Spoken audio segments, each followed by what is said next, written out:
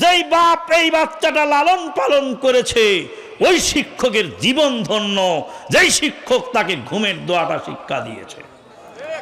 নোংরামি, বাদরামি, দুষ্টামি সব বাদ দিয়ে আস্তে আস্তে নিজের লাইফ স্টাইলকে চেঞ্জ করুন, দোয়াগুলি পড়ুন।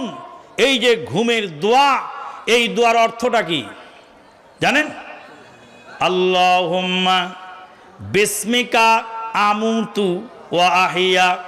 প্রভু হে, তোমার নামে আমি মৃত্যুবরণ করছি, মৃত্যুকে আমি আলিঙ্গন করছি। আল্লাহ আল্লাহ আমি মরতে যাচ্ছি, মৃত্যুকে আলিঙ্গন করছি। আমি আমার দেহটা তোমার নামে বিছানায় সরিয়ে দিলাম। তোমার যদি অর্ডার হয় গো মাবুদ, সকালবেলা জেগে উঠব, আর তোমার না অর্ডার হলে তোমার দরবারে আমি সাড়া দেব। আল্লাহুম্মা বিসমিকা, প্রভু হে তোমার নামে আমুতু, মৃত্যুবরণ করছি, মৃত্যুকে আলিঙ্গন করছি, ঘুমিয়ে যাচ্ছি। এই দোয়াটি অর্থসহ যদি একটা লোক পড়ে, আল্লাহর কসম করে বলি তার দ্বারা পাপ বহু অংশে কমে যাবে। আল্লাহর নবী বলছেন, রাতের বেলায় সূরা মুলক যদি তেলাওয়াত করতে পারো, সূরা মুলক তেলাওয়াত করলে আল্লাহর নবী বলেন কবরের আযাব থেকে সূরা মুলক তোমাকে প্রোটেকশন দিবে।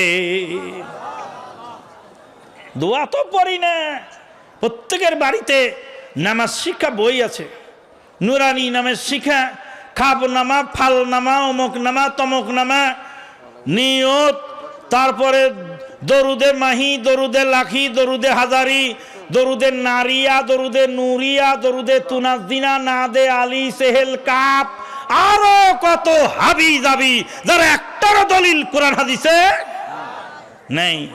কিন্তু সূরা মুলক পড়লে কি হবে? কি হবে? কবর আযাব মাফ হয়ে যাবে। সূরা মুলক যারা নিয়মিত তেলাওয়াত করবে রাতের বেলায়, আল্লাহর নবী বলেন উম্মত রাতের বেলায় সূরা মুলকটা তেলাওয়াত করো।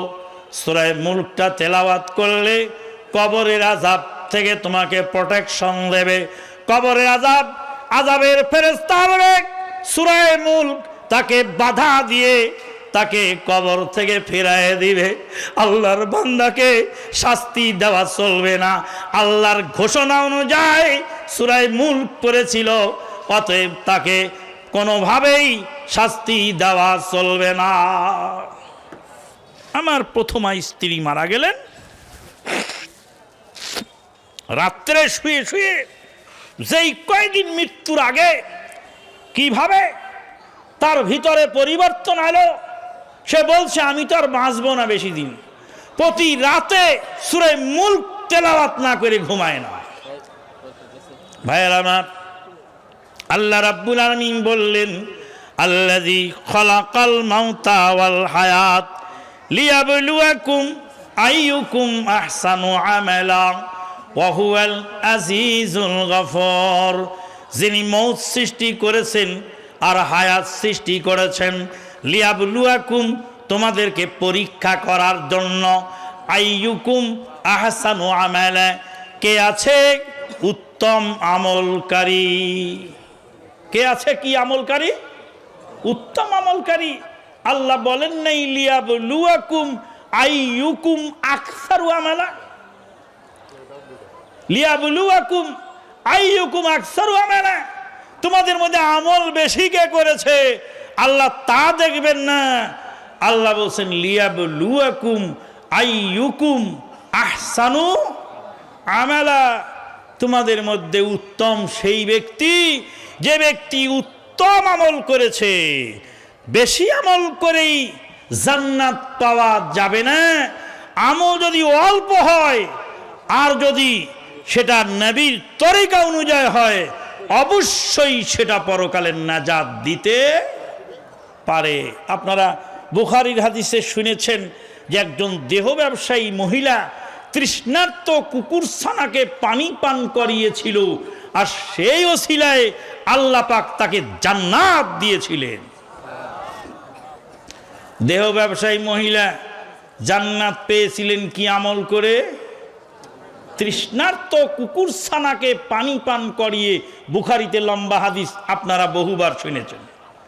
বন্ধুগণ, হাদিসের যেই কথাগুলি বিবেচনায় আনবেন, দেহ ব্যবসায়ী মহিলাকে আল্লাহ ক্ষমা করলেন কেন? তৃষ্ণার্ত কুকুরছানাকে পানি পান করিয়েছিল।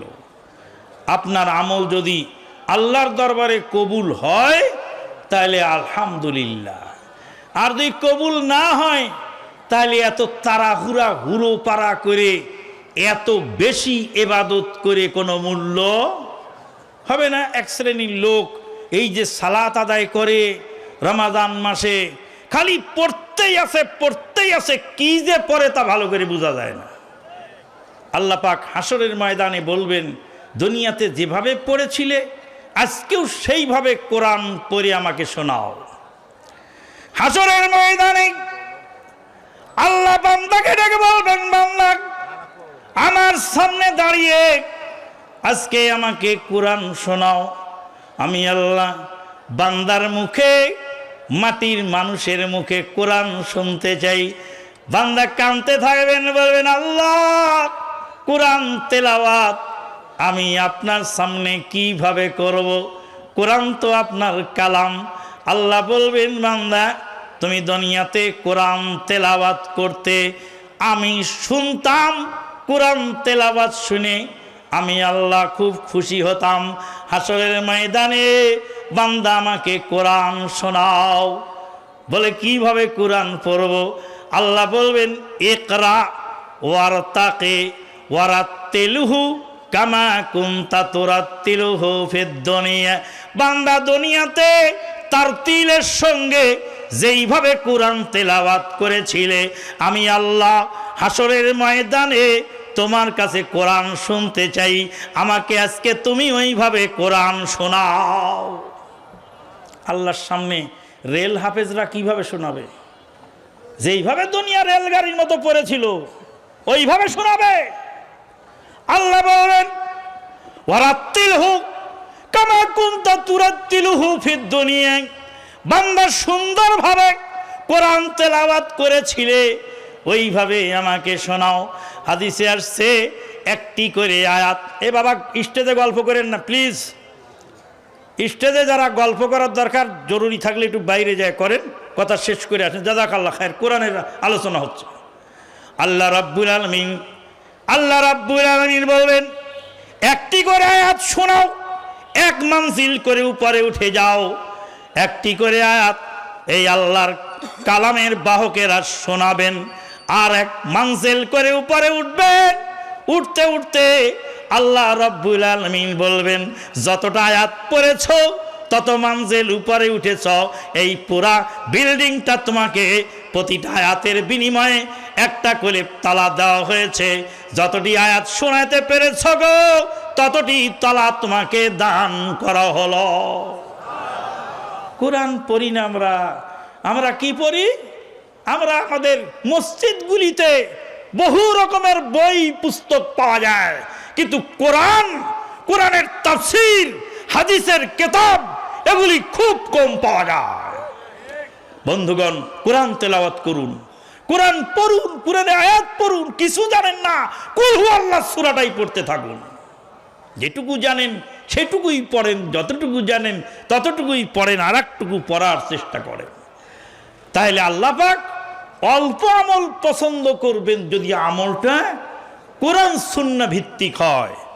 বন্ধুগণ, মানুষ মারা যাবে, মারা যাওয়ার পরে তাকে কবরে রাখা হবে। কবরে রাখার পরে সেখানে প্রশ্ন জিজ্ঞেস করা হবে। কয়টা প্রশ্ন? মোট প্রশ্ন জিজ্ঞেস করা হবে চারটি। কয়টি? চারটি। প্রথম হবে তিনটি। মার রাব্বুকা, তোমার প্রভু কে ছিলেন? ইন্না সালাতি ওয়া নুসুকি ওয়া মাহিয়ায়া ওয়া মামাতি লিল্লাহি রাব্বিল আলামিন। প্রভু কে ছিল তোমার? তুমি কার সামনে মাথা নত করতে? তুমি কার সামনে নিজের সব কিছুকে বিলিয়ে দিয়েছিলে? মার রব্বুকা, তোমার প্রভু কে ছিল? তুমি কার গোলামি করতে? আজকে আমরা গোলাম সেজেছি। কেউ টাকার গোলাম, কেউ স্ত্রীর গোলাম, কেউ সমাজের গোলাম, কেউ চাকরির গোলাম, বহু রকমের গোলামি আমাদের চলছে। কিন্তু কবরে জিজ্ঞেস করবে মার রাব্বুকা, তোমার রব কে ছিলেন? আজকে আমরা রব বাদ দিয়ে কত জায়গায় যে যাচ্ছি, কত কিছু যে করছি। মানুষ বাঁশ কাঠ দিয়ে মাটি দিয়ে তৈরি করে মূর্তি বানিয়ে সেই মূর্তির সামনে মাথা নত করে, আবার সেই মূর্তিকে গাঙে ফেলে। গাঙে ফেলার পরে সেগুলো আবার পচে যায়, গাঙের পানি দূষিত হয়, মাছগুলি মরে যায়। মূর্তির গায়ের রঙের সেই কেমিক্যাল পার্শ্ববর্তী প্রতিবেশী রাষ্ট্রে এটা নিয়ে কথা চলছে যে এই দেবতাকে পুড়িয়ে দেওয়া হোক বা অন্য জায়গায় ফেলানো হোক, পানিতে ফেলে পানি দূষিত করার দরকার নাই। বন্ধুগণ, তারা এক ধরনের করছে, আমরা আর এক ধরনের করছি, কত রকমের করছি। আমরা শুধু মানুষের সন্তুষ্টির জন্য কত কাজ করছি। আমি গেছিলাম ঝিনাইদহে ওয়াজ করার জন্য। এক পীর সাহেবের ইসালে সোয়াব, পীর সাহেবের ইসালে সোয়াবে আমারে দাওয়াত দিয়েছে আর বলছে আপনাকে ওয়াজ করতে হবে। আমি বললাম ওয়াজ করতে পারবো যদি কোরআন হাদিস দিয়ে করতে দেওয়ার সুযোগ দেওয়া হয়। আমাকে গাড়িতে করে নিয়ে যাচ্ছে সম্বর্ধনা দিয়ে, ফুলের পাপড়ি নিয়ে এসেছে ছেলেরা, তারা আমার গায়ে সুরে সুরে মারছে, ফুলের তোড়া এনে আমার হাতে দিছে, বলে রাখো তোমার ফুল। ফুল হিন্দুদের পূজায় লাগে, মুসলমানদের কোনো ইবাদতের সাথে ফুলের কোনো কানেকশন না। ফুল নিয়ে চলে গেল, ফুলের পাপড়ি নিয়ে চলে গেল। তারপরে ছেলেরা প্রোগ্রাম করলাম, বক্তব্য দিলাম। বন্ধুগণ, আজকে আমরা ধর্মের নামে অধর্মের নামে কত কিছু করছি যার কোনো ইয়ত্তা নাই, যার কোনো ঠিক ঠিকানা নাই। মার রাব্বুকা, তোমার প্রভু কে ছিলেন? তুমি কার সামনে মাথা নত করেছিলে? তোমার জীবন যৌবন কার ওয়ার্ডারে চলতো সেটা আজকে বলো। ওমা দীনুকা, তোমার দিন কি ছিল? ওমা দীনুকা, তুমি কোন দিনের অনুসারী ছিলে? আজকে তো আমরা অনেক তরিকা বানিয়ে নিয়েছি, বহু রকমের তরিকা, বহু রকমের পন্থা, এক একজন এক এক রকমের ইবাদত আবিষ্কার করেছি। কিন্তু একটি দিন, সেটা হলো দ্বীনুল ইসলাম, সেটা হলো নবী মুহাম্মদুর রাসূলুল্লাহ সাল্লাল্লাহু আলাইহি ওয়াসাল্লামের আনিত দিন। ওমা দীনুকা, তোমার দিন কি ছিল? ওমা মাযহাবুকা, তুমি কোন মাযহাবের অনুসারী ছিলে? ওমা তারিকাতুকা, তোমার তরিকা কি ছিল? তরিকা জিজ্ঞেস করা হবে না গো, মাযহাব জিজ্ঞেস করা হবে না, জিজ্ঞেস করবে ওমা দীনুকা, তোমার দিন কি ছিল? আমার দিন ছিল হলো ইসলাম। ইন্নাদ দীনা ইনদাল্লাহিল ইসলাম। প্রত্যেকের জীবন ব্যবস্থা, প্রত্যেক মুসলিমের দিন হলো ইসলাম। সেই ইসলাম এক বিভাজ্য, ইসলামের ভিতরে কোনো বিভক্তি নেই, কোনো পার্থক্য নেই। সকল মুসলিম একই তরিকায় একই পন্থায় জান্নাত যাবে। আসার সময় রাস্তার মধ্যেও দেখলাম, আবার বিভিন্ন জায়গায় দেখা যায় বিভিন্ন ধরনের চৌরাস্তা দেখা যায়, চৌরাস্তা দেখা যায়। ওখানে মির্জা আজম চত্বর দেখলাম, ওখানেও রাস্তা আছে। একটা রাস্তা চলে গেল জামালপুরের দিকে, একটা চলে আসলো এই দিকে, আর একটা চলে গেল হলো মাদারগঞ্জের দিকে। প্রত্যেক যাত্রী মাদারগঞ্জে যাবে, কেউ মেলান্দহের রাস্তা ধরেছে, কেউ জামালপুরের রাস্তা ধরেছে, আর কেউ মাহমুদপুরের রাস্তা ধরেছে। বলছে ভাই কোথায় যাচ্ছ তোমরা? বলছে আমরা সবাই মাদারগঞ্জে যাব। তো কেন তুমি ওইদিকে যাচ্ছ কেন? এ তো টাঙ্গাইল চলে যাবে, এ তো ঢাকায় চলে যাবে, তুমি ওদিকে যাচ্ছ কেন? মাদারগঞ্জতে এই রাস্তায় যেতে হবে। আরে বাবা, যেই দিক দিয়ে যাওয়া যাবে ওদিকেই মাদারগঞ্জ। এই লোকটা কি বোকা না বুদ্ধিমান? বোকা লোক। উল্টা দিকে গেলে কি মাদারগঞ্জ হয়? তাহলে ইসলামের নামে এই যে শত শত তরিকা বানিয়ে যার যার মতো সেই সেই যাচ্ছেন, আল্লাহ নবী সাল্লাল্লাহু আলাইহি ওয়াসাল্লাম একটি রেখা টানলেন। খাত্তা রাসূলুল্লাহ সাল্লাল্লাহু আলাইহি ওয়াসাল্লাম খুতুতা ওয়া খাত্তা রাসূলুল্লাহ সাল্লাল্লাহু আলাইহি ওয়াসাল্লাম খাত্তা ওয়া খাত্তা খুতুতান ইয়ামিনিহি ওয়া আন শিমালিহি। আল্লাহর নবী একটি দাগ টানলেন আর অনেকগুলি দাগ ডানে বামে টানলেন।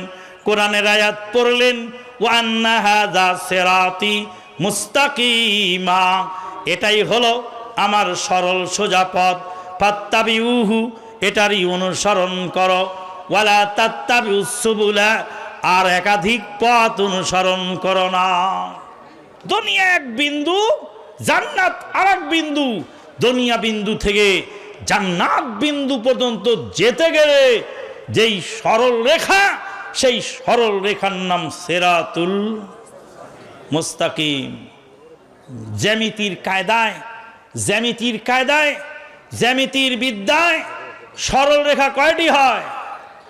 একটি হয়। এক বিন্দু থেকে আর এক বিন্দুতে সরল রেখা একাধিক হতে পারে না। দুনিয়া থেকে জান্নাত যেতে হলে যেই সরল পথ দিয়ে যেতে হবে তারই নাম হলো ইসলাম, সেটাই হলো সিরাতুল মুস্তাকিম। ডানে বামের পথ সাবধানতা অবলম্বন করে আপনাকে সামনের দিকে যেতে হবে।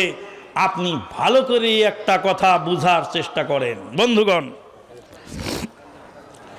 তারপরে জিজ্ঞেস করবে, ওমান নাবিউকা, তোমার নবী কে ছিলেন?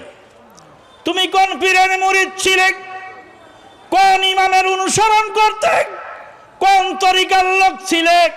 তোমার মুর্শিদ কে ছিলেন? কোনো কিছু জিজ্ঞেস করা হবে না। ওয়ামান নাবিউকা, তোমার নবী কে ছিলেন? কবরে নবীর নাম জিজ্ঞেস করবে।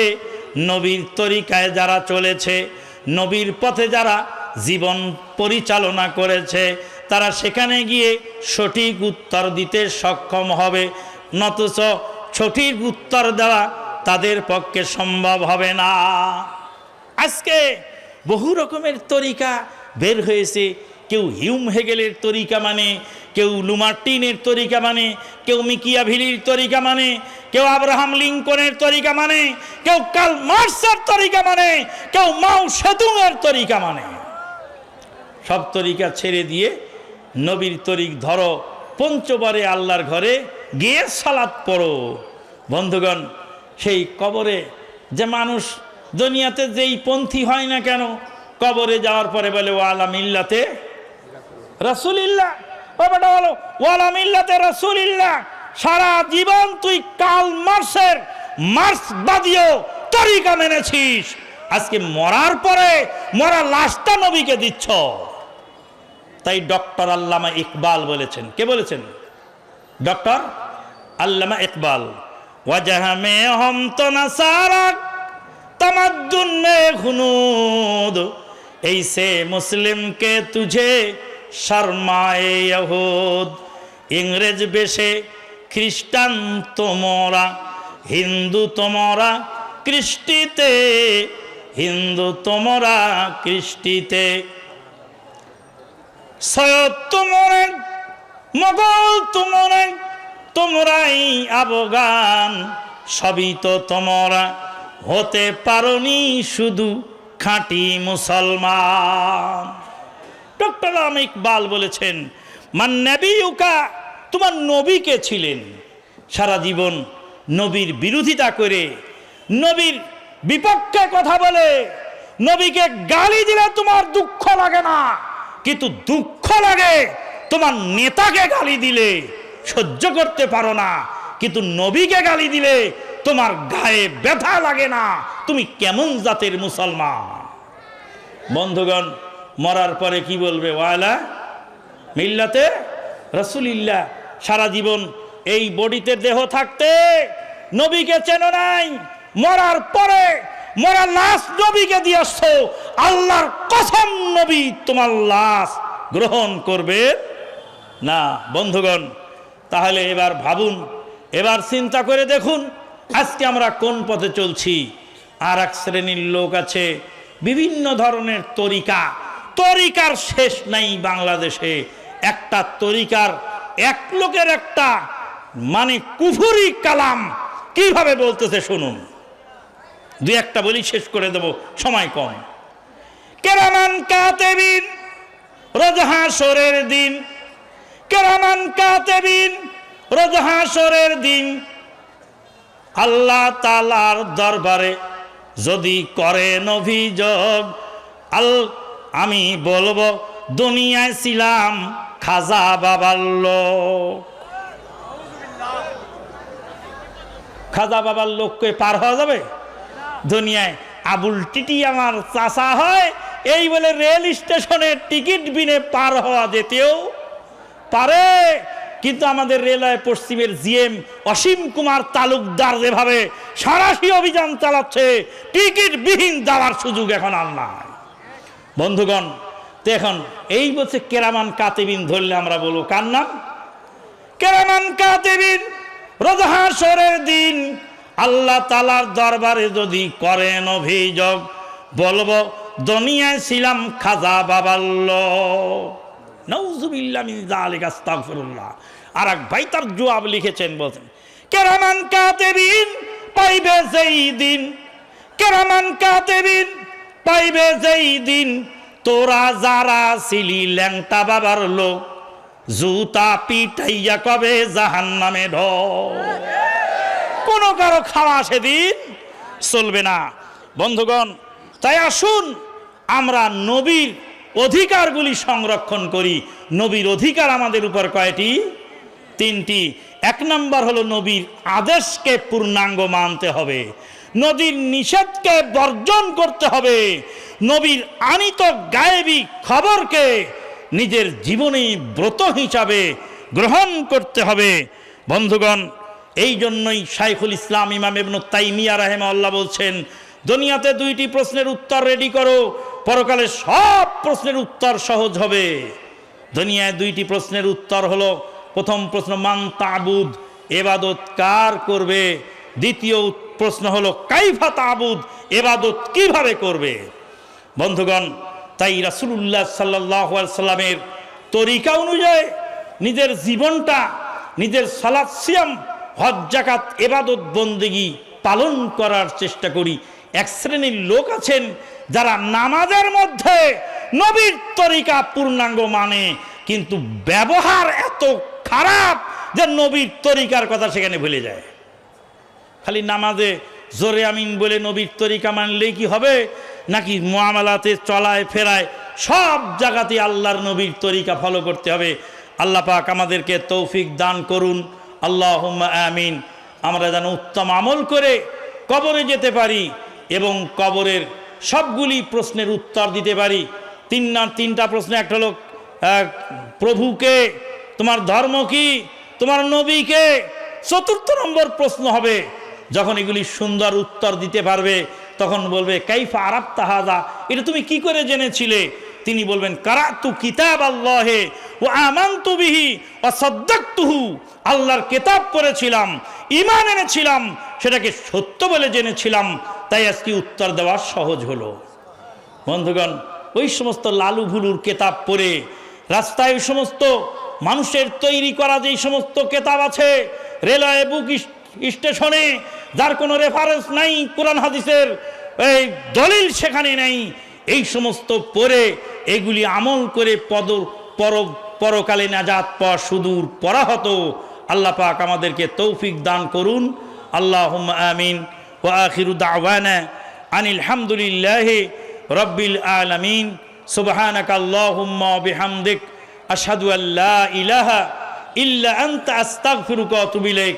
আসসালামু আলাইকুম ওয়া রাহমাতুল্লাহি ওয়া বারাকাতুহু। আবু যার গিফারি রাদিয়াল্লাহু তাআলা আনহুকে রাসূলুল্লাহ সাল্লাল্লাহু আলাইহি ওয়াসাল্লাম প্রশ্ন করলেন যে সূর্য কোথায় যায়। রাসূলুল্লাহ সাল্লাল্লাহু আলাইহি ওয়াসাল্লাম জানেন যে আবু যার গিফারির জানা নেই। আবু যার গিফারি রাদিয়াল্লাহু তাআলা আনহু বললেন, আল্লাহ এবং তার রাসূল ভালো জানেন। সাহাবাদের আদব ছিল কোনো সময় জানা থাকলেও রাসূলের সামনে বলার চেষ্টা করতেন না, শোনার চেষ্টা করতেন। এই আদবটা এক শ্রেণীর আহলে হাদিস ভাইদের মধ্যে নাই। একজন মানুষ প্রশ্ন করেছে একজন শায়েখকে, শায়েখ মুখ খোলার আগেই আশেপাশেতে চল্লি পল্লি 5-7 জন জবাব দেওয়া সারা। আরে শায়েখ কি বলে একটু শোনো, তোমার কাছে যেটা আছে ওটা তোমার কাছে রাখো না। যাকে জিজ্ঞেস করা হয়েছে তিনি মুখ খোলার আগেই অনেকে কি করেন, উত্তর দিয়ে ফেলেন, জানা থাকুক আর না থাকুক। আবু যার গেফারি রাদিয়াল্লাহু তাআলা আনহুকে রাসূলুল্লাহ সাল্লাল্লাহু আলাইহি ওয়াসাল্লাম বললেন, তাযহাবু হাযিহি, এই সূর্য চলে যায়। তাযহাবু হাযিহি, সূর্যটি চলে যায়। সূর্যটি গিয়ে তাসজুদু তাহতা আরশির রহমান, আল্লাহ রাব্বুল আলামিনের আরশের তলায় সূর্য ডুবে যাওয়ার পরে সিজদায় পড়ে যায়। ওয়া তাস্তাজিনা, অনুমতি চায়। হাত্তা ওয়া তাস্তাজিনা ইউশিকু আন তাসজুদা ওয়া তাস্তাজিনা ফালা তুজানা লাহা। সাহাবী আবু যার শোনো, অচিরে এমন দিন আসবে সূর্য ডুবে গিয়ে আল্লাহর আরশের পায়ার তলায় সিজদা করবে, আল্লাহ রাব্বুল আলামিন অনুমতি দেবেন না সূর্য উদিত হওয়ার। বিশাল লম্বা রাত হয়ে যাবে, রাত পোহাবে না। আল্লাহর বান্দারা অস্থির হয়ে যাবে, রাত এত লম্বা হলো কেন? সূর্য আল্লাহর আরশের তলায় সিজদায় কাঁদতে থাকবে। মুসলিম শরীফের হাদিস বলছি, লালু মুন্সি ভুলু মুন্সির কেতাবের কথা নয়। আল্লাহর নবী বলেন, আল্লাহ দীর্ঘক্ষণ পার হয়ে যাওয়ার পরে আল্লাহ রাব্বুল আলামিন সূর্যকে বলবেন, ইরজি মিন হায়সু জিত, সূর্য যেদিক থেকে এসেছ আবার সেদিকেই ফিরে যাও। আল্লাহ নবী বলেন, সূর্য আবার পশ্চিম আকাশে ফিরে যাবে। হাত্তা তাতলুয়া মিন মাগরিবিহা, সূর্য পশ্চিম আকাশে উদিত হবে। পশ্চিম আকাশে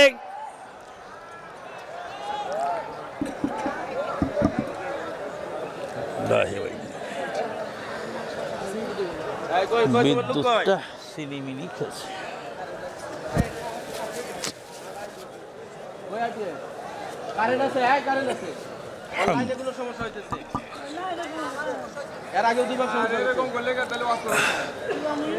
কমায় দাও, লাইট কমায় দাও। ওরা লাইট কমায় দিতে হবে, লোড টানতে পারতেছে না। লোড কমাতে হবে, লাইট টানতে পারছে না। যদি ফেল মারে তাহলে বুঝতে হবে লোড কুলাতে পারছে না, ফেল মারতেছে। কাজেই কিছু লাইট কমায় দিতে হবে বা কিছু কানেকশন বিচ্ছিন্ন করতে হবে।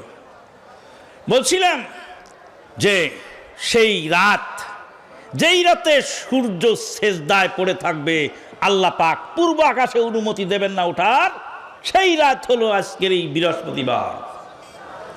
জুমার দিনে সূর্য পশ্চিম আকাশে উদিত হবে।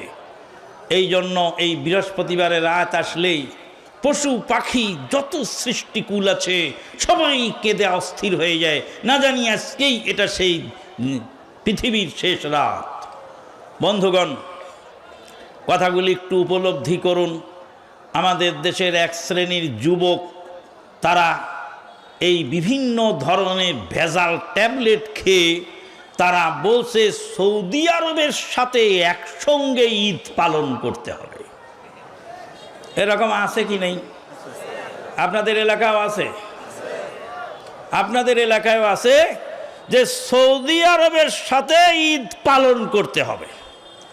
বাংলাদেশে বসে সৌদি আরবে ঈদ পালন করবে, এই লোকটা এত বড় নাদান যে পৃথিবীর কোনো দেশ সম্পর্কে, ভূগোল সম্পর্কে কিছু তার আইডিয়া নেই। দুবাইতে একটা বিল্ডিং আছে, বিল্ডিংটা হলো 165 তলা। কয় তলা? 65 তলা বিল্ডিংয়ে 3 বার ইফতার হয়। কয়বার হয়? 3 বার ইফতার হয়, কারণ দুবাই ইসলামিক অ্যাফেয়ার্স 3 বার ইফতারির ব্যবস্থা করেছে। এই কারণে নিচতলারা যখন সূর্য ডুবে যায় ইফতার করে, 165 তলার উপরে আরো 3 মিনিট সূর্য দেখা যায়। ও মিয়া, এক বিল্ডিংয়ে 3 বার ইফতার হয় জানো না? হ্যাঁ, এই দেশে বসে সৌদি আরবের সাথে ঈদ পালন করার এত খাহেশ কেন, ভালো করে বোঝো। যাই হোক, সেই যুবক বলতে বলতে বলতে তাহলে কিয়ামত কয় দিনে হবে? সৌদি আরবের সাথে যদি ঈদ না হয় তাহলে কিয়ামত কয় দিনে হবে? তে বললাম, কিয়ামত তো ভাই একদিনেই হবে, তবে সৌদি আরবে কিয়ামত হবে 3 ঘন্টা আগে, আর বাংলাদেশে কিয়ামত হবে 3 ঘন্টা পরে। কেন? কয় সূর্য পশ্চিম আকাশে উঠবে। তাহলে সূর্য যদি বাংলাদেশে পূর্ব আকাশে ওঠে, সৌদি আরবে ওঠে কয় ঘন্টা পরে? খুব ভালো করে বোঝার চেষ্টা করবেন। তাহলে 3 ঘন্টা পরে সূর্য সৌদি আরবে ওঠে। কেন? এখন সূর্য পূর্ব আকাশে ওঠে তাই। কিন্তু কিয়ামতের সূর্য যখন পশ্চিম আকাশে উঠবে, তো বাংলাদেশে সেই সূর্য উঠবে কয় ঘন্টা পরে? তাহলে 3 ঘন্টা পরে কিয়ামত হবে বাংলাদেশে। সৌদি আরবে আপনার ভাই ব্রাদার যারা আছে, ফোনে বলে দেবে, রে সর্বনাশা, সৌদি আরবে পশ্চিম আকাশে সূর্য উঠেছে, কিয়ামত শুরু হয়ে গেছে, এখনো তোর 3 ঘন্টা বাকি, তাড়াতাড়ি তওবা করে হেদায়েত হয়ে যা। বলছেন, না হুজুর, কিয়ামতের সূর্য তো সারা বিশ্বে একসাথে দেখা যাবে। তাহলে কিয়ামতের সাথে এটাকে তুলনা করলে কেন? কিয়ামতের সাথে এটাকে তুলনা করলে কেন? কিয়ামতটা হলো গায়েবী বিষয়, যেটা কোনো মানুষের বোধগম্য নয়। কথা কি বোঝা যায়? কথাগুলি খুব বোঝার চেষ্টা করি। এগুলি কি লাগবে না, কথা বুঝে নেবেন। প্রশ্ন থাকলে প্রশ্ন করবেন, উত্তর নিয়ে যাবেন। উত্তর না নিয়ে খামাখা মিশামিশি কেসাল গ্যাঞ্জাম করবেন না।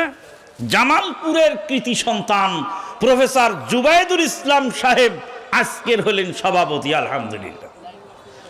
ওনার ভাই আছেন প্রফেসর সাইফুল ইসলাম সিদ্দিকী, যিনি কুষ্টিয়া ইসলামিক ইউনিভার্সিটির আল কোরআন ফ্যাকাল্টির চেয়ারম্যান, আলহামদুলিল্লাহ। উনি বন্ধু মানুষ, আর ইনি হলেন মুরব্বী বড় ভাই। যাই হোক, এই সব কথা বলে আমি সময় ক্ষেপণ করতে চাই না। আজকের এই গুরুত্বপূর্ণ রাত, বৃহস্পতিবার দিবাগত রাত, যেই রাতে সূর্য পশ্চিম আকাশে যেই রাতের পরে উঠবে বৃহস্পতিবার, সেই রাতের অন্তর্ভুক্ত আজকের সেই রাত। আজকের এই গুরুত্বপূর্ণ ভয়াবহ রাতে কোরআন সুন্নাহ থেকে কিছু শুনে নিজের জীবনকে গড়ে নেওয়ার চেষ্টা করি ইনশাআল্লাহ। বন্ধুগণ, সময় আমার কম। পিছনে আসছেন আমাদের ভাই মুআজ্জেম হোসেন সাইফি হাফেজাহুল্লাহ, তিনি গুরুত্বপূর্ণ আলোচনা করবেন। আমি সংক্ষেপে আলোচনা কিছু করে বিদায় নেব ইনশাআল্লাহ। কোরআনের আয়াত পড়েছিলাম সর্বপ্রথম সূরা মুলক। আউযু বিল্লাহি মিনাশ শাইতানির রাজিম। তাবারাকাল্লাযী বিয়াদিহিল মুলকু ওয়া হুয়া আলা কুল্লি শাইইন কাদির। আল্লাযী খালাকাল মাউতা ওয়াল হায়াত। আল্লাযী খালাকাল মাউতা ওয়াল হায়াতা লিয়াবলুয়াকুম আইয়ুকুম আহসানু আমালা ওয়া হুয়াল আজিজুল গফুর। বরকতময় সেই আল্লাহ পাক। বরকতময় কে? আল্লাহ পাক।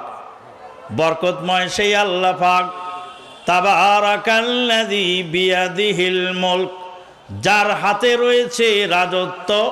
ওয়া হুয়া আলা কুল্লি শাইইন কাদির, তিনি সব বিষয় ক্ষমতাবান, বরকতময় আল্লাহ পাক, বরকত আল্লাহর হাতে, বরকত দেওয়ার মালিকও আল্লাহ, বরকত কেড়ে নেওয়ার মালিকও আল্লাহ। এখন আমাদের বিভিন্ন জায়গায় তাবারুক দেওয়া হয়। কি দেওয়া হয়? তাবারুক। তাবারুক মানে হলো বরকতের খাবার। বরকত পৃথিবীর কোনো মানুষের হাতে নয়, বরকত কার হাতে? আল্লাহ। আল্লাহ পাক বলছেন, রাসূলুল্লাহ সাল্লাল্লাহু আলাইহি ওয়াসাল্লাম বলছেন, খাদ্য ভালো করে চেটে পুটে খাও, খাদ্য ভালো করে খুঁটে খুঁটে খাও, খাদ্যের দানাগুলি তুলে তুলে খাও। তুমি জানো না যে কোন কণার মধ্যে বরকত ছিল, হয়তোবা বরকতওয়ালা কণাটা তুমি ফেলে দিয়েছো আর বরকতবিহীনটা খেয়ে নিয়েছো। এই জন্য আমি একজন মাস্টারকে দেখেছিলাম, তিনি তাবলীগ জামাতের সাথে জড়িত। তাবলীগ জামাতের ভাইদের মধ্যে এই জিনিসটা খুব সুন্দর যে তারা খাবারের খুব সুন্নতের পাবন্দ এহতেরাম করার চেষ্টা করে। টোস্ট বিস্কুট খাচ্ছেন আর ওই যে ভেঙে ভেঙে ছোট ছোট গুঁড়ে গুঁড়ে পড়ে না, ওই গুঁড়াগুলি এইভাবে আঙ্গুল দিয়ে দস্তরখানের উপর থেকে জিহ্বায় লাগাচ্ছে। আমি বললাম, ভাই এটা কেন? বলে হতে পারে এই ভেঙে পড়া ছোট কোণার মধ্যে বরকত চলে গেছে। বরকতের মালিক হলেন আল্লাহ, যার হাতে রয়েছে রাজত্ব। রাজত্ব কার হাতে? আল্লাহর হাত আছে তো না নিরাকার? এক শ্রেণীর লোক বলে আল্লাহ নিরাকার, তো আল্লাহর যদি হাত না থাকবে তো নিরাকার কি হলো? তাহলে বরকত রাজত্ব কার হাতে? আল্লাহর হাতে। কুলিল্লাহুম্মা মালিকাল মুলক তুতিল মুলকা মান তাশাউ ওয়া তানজিউল মুলকা মিম্মান তাশাউ। বিনা পয়সায় সাদাকা করবেন কারা কারা? হাত তোলেন। পয়সা লাগবে না, বিনা পয়সায়। পয়সার হাত পরে আবার তোলা হবে। একটু আধাত সামনে চলে আসেন। আধাত, যে যেখানে বসে আছেন বসা অবস্থায় আধাত চলে আসেন। বসা অবস্থায় আধাত চলে আসেন, পিছনের ভাইদেরকে বসার সুযোগ করে দেন। বন্ধুগণ, আল্লাহ রাব্বুল আলামিন ক্ষমতার অধিকারী। তাবারাকাল্লাযী বিয়াদিহিল মুলক ওয়া হুয়া আলা কুল্লি শাইইন কাদির আল্লাযী খালাকাল মাউতা ওয়াল হায়াত। আল্লাহ পাক ক্ষমতার অধিকারী। আল্লাহ রাব্বুল আলামিন বলেন, কুলিল্লাহুম্মা মালিকাল মুলক তুতিল মুলকা মান তাশাউ ওয়া তানজিউল মুলকা মিম্মান তাশাউ ওয়া তুইজ্জু মান তাশাউ ওয়া তুযিল্লু মান তাশাউ বিয়াদিকাল খায়র ইন্নাকা আলা কুল্লি শাইইন কাদির। হে নবী, আপনি বলে দিন, হে আল্লাহ, আপনি হলেন সর্বময় ক্ষমতার মালিক। আপনি যাকে ইচ্ছা ক্ষমতা দিয়ে থাকেন, আর যার কাছ থেকে ইচ্ছা ক্ষমতা ছিনিয়ে নিতে সক্ষম হন। ক্ষমতা দেওয়ার মালিককে, ক্ষমতা ছিনিয়ে নেওয়ার মালিককে আল্লাহ। আস-সাঈদু মান ওয়াইযা বিগাইরিহি ওয়াশ-শাকিয়্যু মান শাকিয়া ফি বাতনি উম্মিহি। পৃথিবীর দুইজন প্রেসিডেন্টকে আমি দেখেছি, অন্যান্যদের কথা আমি বলতে পারি না। বর্তমান বিশ্বে সাম্প্রতিককালের দুইজন প্রেসিডেন্ট, একজনের নাম হলো আপনার কর্নেল মুআম্মার আল কাজ্জাফি, আর আরেকজনের নাম ছিল সাদ্দাম হুসাইন। সাদ্দাম হুসাইন এক রাতে ক্ষমতার দাপটে কুয়েত দখল করে নিল। লক্ষ লক্ষ নারী পুরুষ মরুভূমির মধ্যে খাদ্যের অভাবে মারা গেল। সাপে কেটে কত মানুষকে মেরে ফেলল, কত মায়ের কোল খালি হল। মরুভূমির মধ্যে প্রসূতি মহিলা প্রসব বেদনায় ছটফট করে কাঁদল। লক্ষ লক্ষ মানুষ সেই মরুভূমিতে জীবন বিসর্জন দিল, শেষ হয়ে গেল। এক রাতে কুয়েত দখল করে পারমাণবিক শেল মারলেন সৌদি আরবের স্বরাষ্ট্র মন্ত্রণালয়ের উপরে। সৌদি আরবের স্বরাষ্ট্র মন্ত্রণালয় সাদ্দামের পারমাণবিক শেলে ধুলি কণায় পরিণত হল। স্বরাষ্ট্র মন্ত্রণালয় বিল্ডিং রিয়াদে থাকাকালীন সময়ে আমার দুই চোখ দিয়ে সেই ধ্বংসস্তূপ দেখার সুযোগ হয়েছিল। আরব অয়েল কোম্পানি খাদ্দি শহরে দখল করে নিয়েছে, আরামকো দখল করার চেষ্টা চলছে। মক্কা মদিনাকে গোরস্থানে পরিণত করার ঘোষণা দিয়েছিল। ঈদের দিনে সেই সাদ্দামকে ফাঁসি কাস্টে ঝুলানো হলো। পৃথিবীর কেউ তার সাহায্যের জন্য তখন এগিয়ে আসে না। আমি কারো পক্ষে বলতে চাচ্ছি না, আমি যেটা বলতে চাচ্ছি যে ক্ষমতার দাপটে মানুষ করে কি, আর ফয়সালাটা কোথায় যায় থেকে। কর্নেল গাদ্দাফি যার ভাষণ শুনেছিলাম, আমি কর্নেল গাদ্দাফির ভাষণ শুনেছিলাম আপনার দুবাই শহরের বার্সা এলাকার ক্যাসেল হোটেলের 3 তলায় আল জাজিরা টিভিতে কর্নেল গাদ্দাফি ভাষণ দিচ্ছেন আর বলছেন আমার দেশে বাস করবে, আমার বিরোধিতা করবে সেনাবাহিনীর নওজওয়ানেরা, এই বিরোধীদের বাড়িতে বাড়িতে ঢুকে যাও, বাড়ি থেকে বের করে এনে রাস্তার মধ্যে তাদেরকে জবাই করে দাও। আপনি বিশ্বাস করেন, ভাষণ শুনে আমার শরীরের লোম দাঁড়িয়ে গেল। এটা দেশের প্রেসিডেন্ট, পক্ষের লোক তার, বিপক্ষের লোক। বাপ কোনোদিন পারে না দুষ্ট ছেলেকে হত্যা করতে। বাপের দুষ্টটাও বাপের, শিষ্টটাও বাপের, শাস্তি দিতে হবে বা বিচার করতে হবে সেটা ভিন্ন। তার বিরুদ্ধে বললে ঘর থেকে বের করে রাস্তায় জবাই করে। হতবাক হয়ে গেলাম। সামান্য 1-1.5 বছরের ব্যবধানে তখন আমি বাহরাইনে ছিলাম, আল হেদায়া সেন্টারের 2য় তলায় কম্পিউটারে কাজ করতেছিলাম। আমার অফিসের টিম এসে বললেন, স্যার কর্নেল গাদ্দাফি গুলিবিদ্ধ হয়েছে লিবিয়ার মাটিতে, একটু আসেন দেখেন, লাইভ টেলিভিশনে প্রচার করা হচ্ছে। কাজ ফেলে দিয়ে টিভির পর্দার সামনে গিয়ে দেখলাম অর্ধলঙ্গ এই জন্য বললাম, গায়ের গেঞ্জিটা উপরের দিকে উঠে গেছে, পরনের ট্রাউজারটা নিচের দিকে নেমে গেছে, পেটের কিছু অংশ বেরিয়ে আছে। লিবিয়ার বালুর চরে গুলিবিদ্ধ হয়ে কর্নেল গাদ্দাফি শেষ নিঃশ্বাস ত্যাগ করল রে।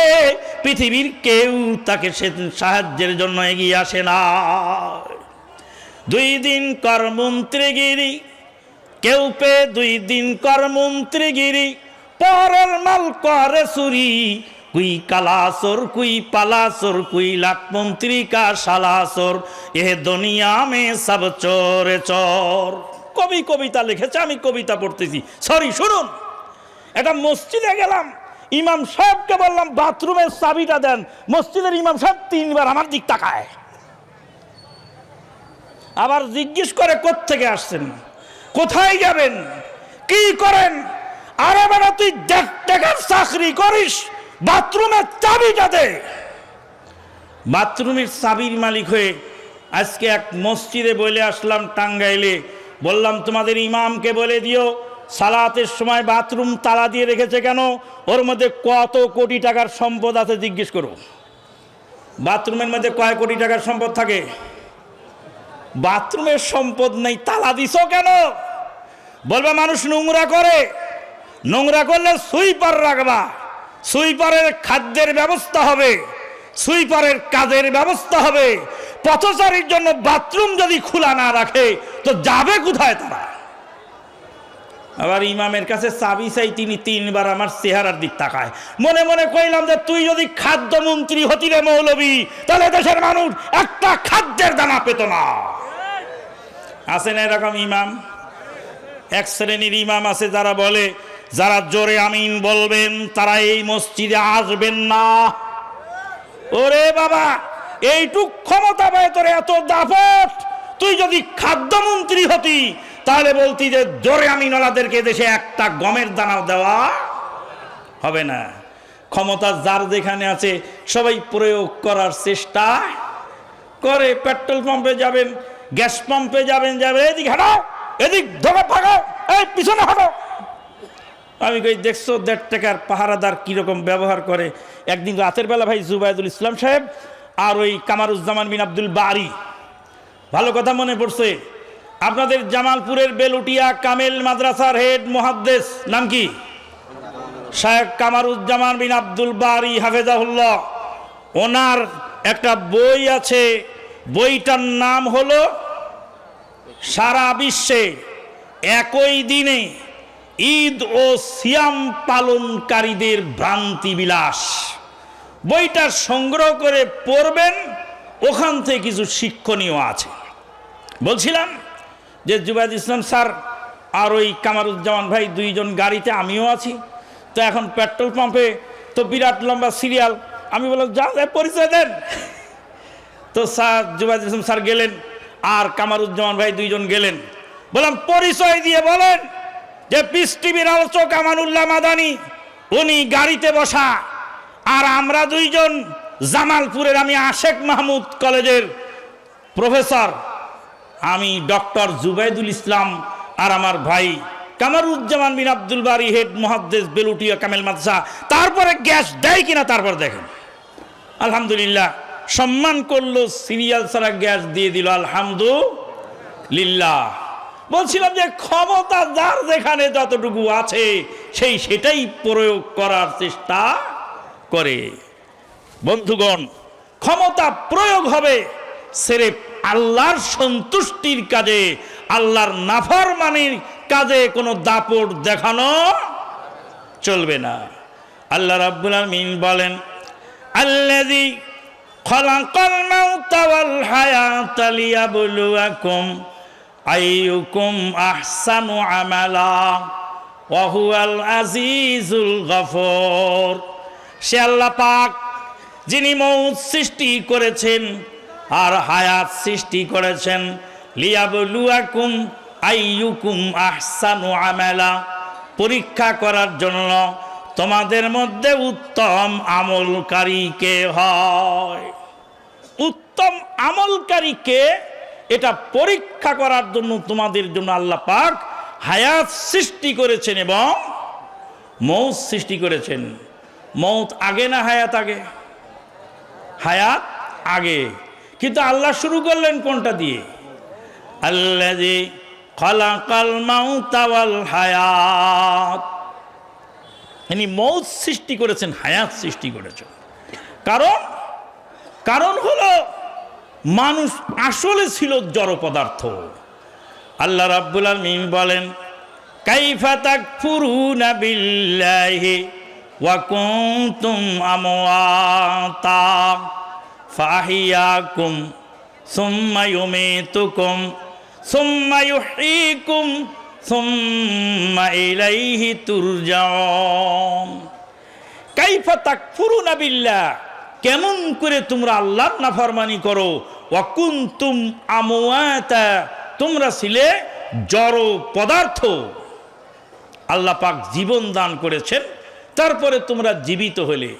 ফাহিয়াকুম সুম্মা ইউমীতুকুম সুম্মা ইউহয়ীকুম, তারপরে তোমাদের মৃত্যু দেবেন, তারপরে তোমাদের পুনর্জীবন ঘটাবেন। তাহলে মৌতটা আসল আর হায়াতটা ক্ষণস্থায়ী। বন্ধুগণ, মৌত সম্পর্কে অনেক কথা আছে যেগুলি বলতে গেলে রাত ভোর হয়ে যাবে। তবে একটা হাদিস বলি, রাসূলুল্লাহ সাল্লাল্লাহু আলাইহি ওয়াসাল্লাম বলেছেন, জান্নাতীরা জান্নাতে যাবে, জাহান্নামীরা জাহান্নামে যাবে। জান্নাত জাহান্নামের মাঝখানে আল্লাহ পাক একটা দুম্বা সাদৃশ্য প্রাণীকে খাড়া করে দিবেন। খাড়া করে দিয়ে বলবেন, দেখো তো এটা কি? তারা বলবে, এটা দুম্বা। আল্লাহর তরফ থেকে ঘোষণা দেওয়া হবে, এটা কোনো দুম্বা নয়, এটা কোনো প্রাণী নয় গো, এটাই সেই মৌত যেই মৌতের নাম তোমরা শুনেছিলে।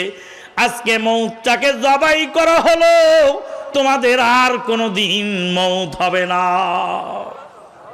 আল্লাহ পাক বলছেন সুম্মা লা ইয়ামুতু ফিহা ওয়া লা ইয়াহইয়া। আর দুনিয়ার মৌতটা ঘুমকেও বলা হয়েছে। কিকে বলা হয়েছে? ঘুমকে বলা হয়েছে মৌত। আল্লাহ রাব্বুল আলামিন বলেন আল্লাহু ইয়াতাওয়াফাল আনফুসা হিনা মাউতিহা ওয়াল্লাতী লাম তামুত ফী মানামিহা ফায়ুমসিকুল্লাতী কাযা আলাইহাল মাউত ওয়া ইউরসিলুল উখরা ইলা আজালিম মুসাম্মা ইন্না ফী যালিকা লাআয়াতিল লিকাওমি ইয়াতাফাক্কারুন। আল্লাহ পাক বলেন আল্লাহু ইয়াতাওয়াফাল আনফুসা হিনা মাউতিহা। মানুষ যখন ঘুমিয়ে যায় আল্লাহ রাব্বুল আলামিন তাদের রূহগুলি নিয়ে চলে যান। আল্লাহ রাব্বুল আলামিন রূহগুলি বের করে নেন। আল্লাহু ইয়াতাওয়াফাল আনফুসা হিনা মাউতিহা। এখানে মৌত মানে হলো হিনা মানামিহা, ঘুমের সময় মানুষের রূহগুলি আল্লাহর হাতে চলে যায়।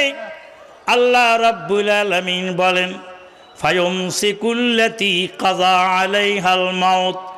আল্লাহ রাব্বুল আলামিন মৃত্যুর ফয়সালা যার জন্য দিয়েছেন তার রূহটা আটক করে রেখে দেন। ওয়া ইউরসিলুল উখরা ইলা আজালিম মুসাম্মা। আর কিছু কিছু রূহ আবার সাময়িকভাবে এই পৃথিবীতে বিচরণ করার জন্য আল্লাহ রাব্বুল আলামিন ঘুমের সময় বের করে নেওয়া রূহগুলি আবার ছেড়ে দেন। তারপরেই তো মানুষ আবার জেগে ওঠে। জাগলে সকাল আর না জাগলে পরকাল। ঘুমের